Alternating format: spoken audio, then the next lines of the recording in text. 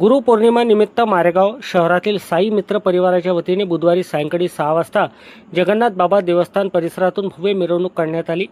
Band बाजा व बँजोच्या दणदणीत तालावर निघालेल्या या मिरवणुकीत साई मित्र परिवाराचे शेकडो सदस्य मोठ्या संख्येने सहभागी झाले होते। तसेच शहरातील नागरिकांनीही मोठ्या संख्येने उपस्थित राहून मिरवणुकीत सहभाग नोंदविला।